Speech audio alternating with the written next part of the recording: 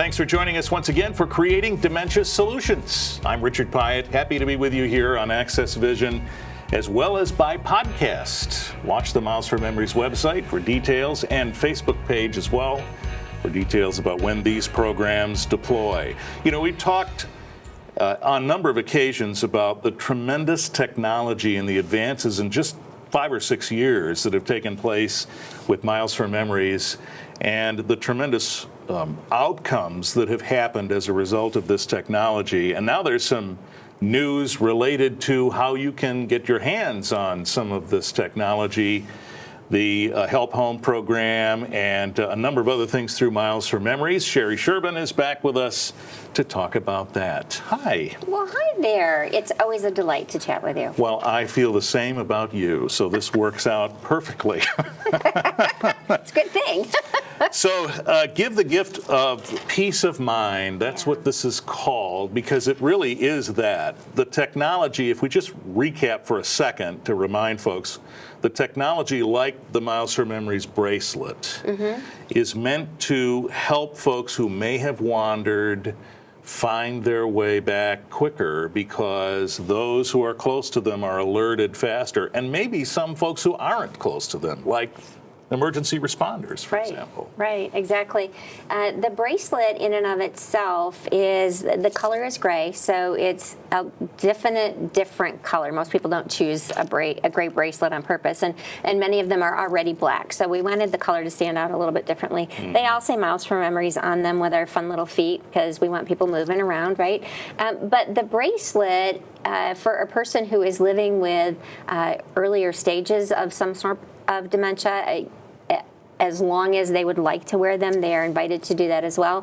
But on the back side of the bracelet is a definite code that if you simply turn your camera photo, the camera part on, and hold the camera over the top of that component, you'll see, in most cases, it's a little yellow button. If you touch the button, that person's phone will respond with who you are, who your emergency responder is, and an opportunity to share that information with your loved one. Right. The QR code technology, remember when we had to download an app for that? You don't have to do that anymore. No. On our smartphones, that camera function reads that, and then you can touch that yellow band, and off you go to the website that the little square is directing you toward. Yeah. And in this case, it's directing you toward assistance, because someone who may have stepped away and not know where they are, this is a way to help them get back to where they need to be. Yes. And so it's just great technology. I know I've said this 100 times, but you've done this so fast, and the development of it has just moved forward so quickly. And now there's extra ways that this is helpful. That is to say, you have a new partnership with the Calhoun County Sheriff's Department. Yes, you know, the Sheriff's Department, as well as the 911 dispatch for Calhoun County, have been engaged really since the beginning in a variety of different ways, but not to this extent. So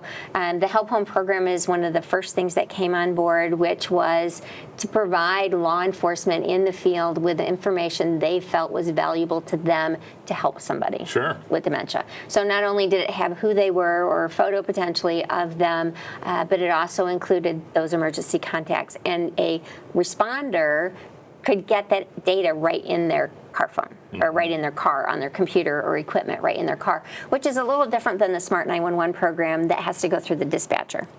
This one is very specific and can get you that information right away. And the Help Home program is a database that is active still today. In fact, we're always working on expanding the number of individuals in that database, because it's done some miraculous things in terms of saving people's lives. And not just because they wandered, but because maybe there was a fire in their home. Great things that it has done. So the sheriff's office was engaged in the original get-together of what do you need, what makes it easier, how can we disseminate that information in the field. And then once that program got up and running, the next step was, okay, great, but let's say they're now walking out, and how does a law enforcement person recognize that someone may be walking down the street could be a person that's living with some form of dementia. And so we came up with a visual. So the visual was the next step, which is the bracelet. And scanning that bracelet makes a difference. What makes it so different today in terms of that relationship is that the sheriff's office has sent several of their staff through the training to learn how to actually load a bracelet for someone. So let's say they don't have the technology to do it on their own. Maybe they're not quite sure how to do it on their own. It's very comforting to go to the sheriff's office in both Battle Creek as well as in Marshall and have their staff help you load it. I mean, we're always willing to do that down in our office, and I can say kudos to Connie, who's done more than 1,000 of them on her own, right? Just helping families get that set up. But they are there. You can also get the device there as well. So it doesn't have to be something you order at the website, wait for it to come in, and then go in. You can just go in. They have the devices there, and they can help you to go ahead and get started with that program. The device itself and the training, they all went through a 4-hour training for this program. And, you know, it was great to have you come in that day and be part of one of those trainings. It was fascinating to watch that happen. I mean, if you think about the way we used to, nowadays we have different kinds of watches, but if you think about how you used to have your watch band sized, it's similar to that. Sure. You want the bracelet to fit the wrist for the person. So it has to be fitted. There has to be some steps that take place to make sure that everything is functioning the way it should be. And now the Sheriff's Department can do that for you. Right.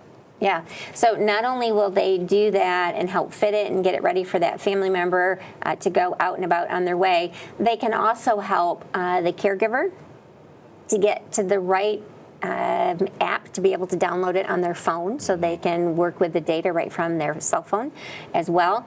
There's also a website you can go directly to, and it just sometimes that hands-on just makes it that much easier and really interesting to go forward with. They will also help you register for the Help Home database if you'd like to do that as well.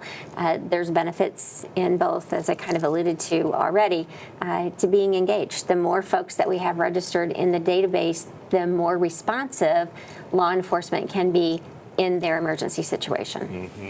So certainly, as you pointed out, the Sheriff's Department was involved in this planning and this development, but was there a specific reason other than convenience for the Sheriff's Department to be trained to help fit folks with the bracelet as well? I mean, do you say this just brings them in closer to us and they're more of a participant, or was it more than that? Well, they have found and experienced the value of being able to gather data, not only from the Help Home program, as well as to gather data from a bracelet and be able to bring someone safely back home. To not have to take that route of we need to take them to the ER, we need to make these other steps happen, but rather just to reach out to the loved one and say, hey, I have Bob. Yeah. Right? And if they've scanned the bracelet, Bob's already gotten, or Bob's loved one has already gotten that text message that says, Bob is having an emergency. Yes. Don't panic. So they'll learn through that process what kinds of notifications they might also get on their cell phone when they register someone, which is also very important in this whole situation. If you could just imagine being the loved one of someone who has now caused you to receive this message that there's an issue, you're just apoplectic probably, Right. and so to have the Sheriff's Department even more involved, Yes. speeds this process up, doesn't It does, and they have also been able to experience some of the other life-saving methods that have been able to occur just because someone is registered in a database. So whenever their address comes up or their name comes up, there's notification that can happen in a vehicle, and that responder to that address can say, hey, we have a person registered with the Help Home database. Did you get Julie out of the house? Right. Which saves lives. Right, absolutely. Well, if you think about all of these technological advances that have come together at just the right time to eventuate in this process that has diverted, how many hundreds is it now, from the ER to home instead of having that interim stop. It's like 200 or something, isn't it? Yeah, we're over 250 now. 250, yeah. Yeah. So, and if you think about it, I thought about this last week. There was an advisory in the news 2 or 3 days last week about folks who had wandered and they didn't know where they were. Yeah. Here just in Southwest Michigan, can you imagine the state? Right. Can you imagine the country? And the effect that this kind of technology has on that? Yeah. Unbelievable. Well, we do have law enforcement that also go through training through the CIT, the Crisis Intervention Training, and that is managed with oversight by Summit Point, but works with law enforcement in all the different areas. And part of that, they also get an opportunity to learn about the bracelet and potentially, depending on which group we're working with, have the availability of a bracelet or at least a brochure to say to a family, now that this has happened, you really should consider this. Right? Sure. Not pushing it on you, but had they had that on, we could have had information differently, quicker. You could have gotten here sooner. It can just be beneficial all the way around. I'm sure you run into that. The idea that a situation like this is difficult for all involved. There may be a reticence on the part of a loved one to say, okay, we need this technology. Yeah. You're also working to get them on board, aren't you? Yeah, we are. In addition to making these devices originally for the for the individual living with some form of dementia, we do make them available for the caregiver as well. So if something happens to a caregiver and they end up in an emergency situation, upon scanning their bracelet, we will find out that they are a caregiver for someone with dementia, and somebody needs to go get them. Somebody needs to find a way for them to get care that they need. And through that program, Miles for Memories has an emergency respite program that we can help with in the interim. Yeah. Think about the usefulness of that for a second. Right. Somebody told the story, maybe it was Connie told the story about someone who'd had a medical emergency at the supermarket, and they were wearing the bracelet. It was scanned, and they looked at the notes that came up from that scan, and it indicated that there was a loved one at home they were caring for. Yeah. And how would they know that otherwise? Right, they wouldn't. Yeah. It's amazing. It's amazing. All right, so the Sheriff's Department is a place you can now go to be fitted with the bracelet. Yep.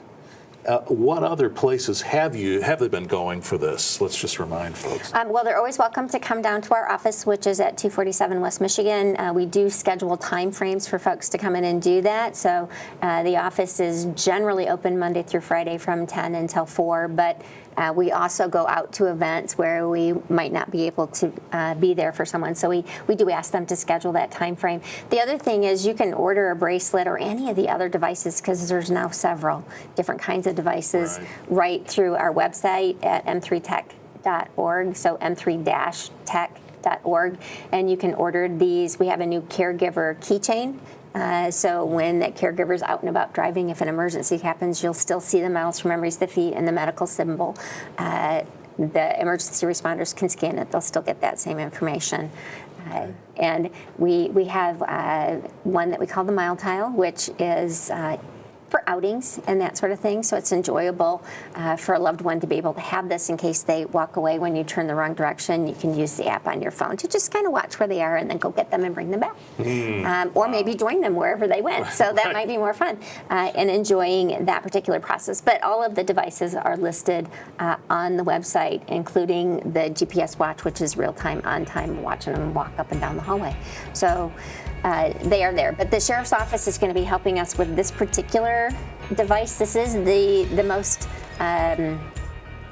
popular, might be the good word, because we've had different renditions of this from the beginning till now. Should the device ever have difficulty, just let us know, and then we will get you a new one. Right? All right, M as in Mary, M as in Michigan, 3-tech, TECH.org, m3-tech.org to order your Miles for Memories devices. All right, congratulations on a new partner, Sherry. Thank you so much, and great thanks to shout out to the Calhoun County Sheriff's Department. Certainly love that new partnership. Creating Dementia Solutions, our program here on Access Vision, and by way of podcast, I'm Richard Pyatt. Thanks for being with us.